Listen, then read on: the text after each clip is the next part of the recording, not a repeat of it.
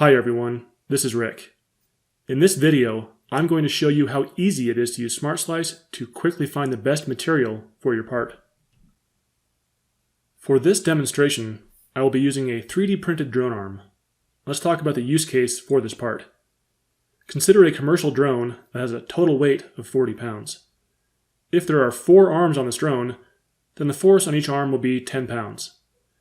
Now, a good rule of thumb is to have a motor that has a maximum thrust equal to 2 times the drone weight. This means the design load for each drone arm is 20 pounds, which is 89 newtons.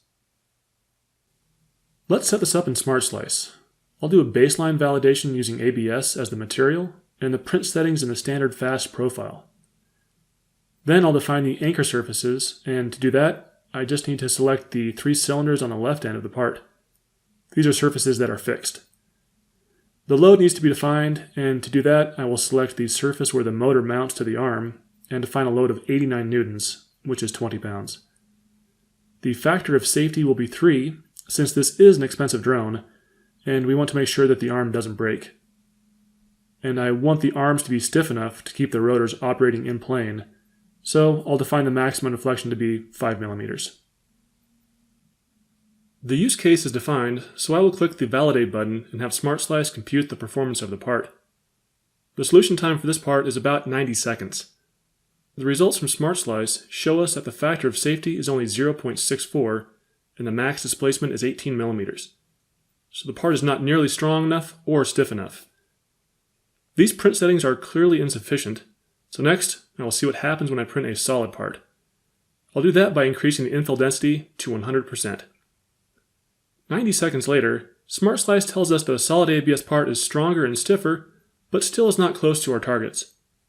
How about a solid PLA part? I'll just quickly change the material and keep the infill density at 100%.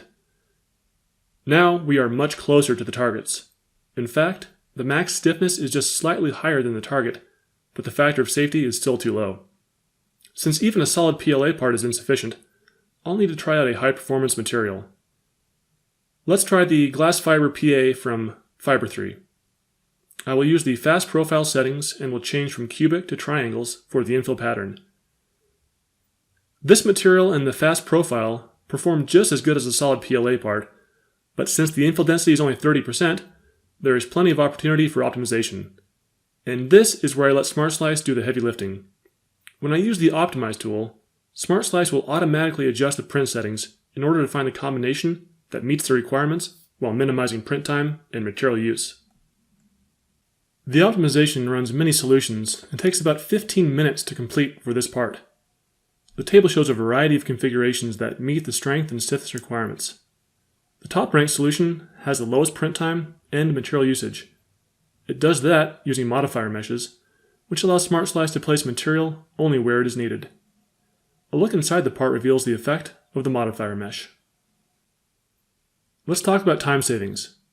In a matter of minutes, 23 to be precise, I was able to use SmartSlice to rule out ABS and PLA and identify a Fiber 3 material that meets the performance requirements.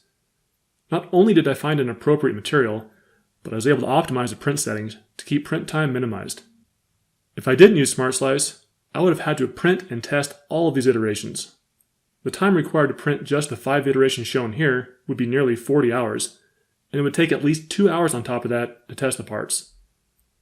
This is just one of the many ways you can use SmartSlice to take the guesswork out of configuring and validating your FFF parts.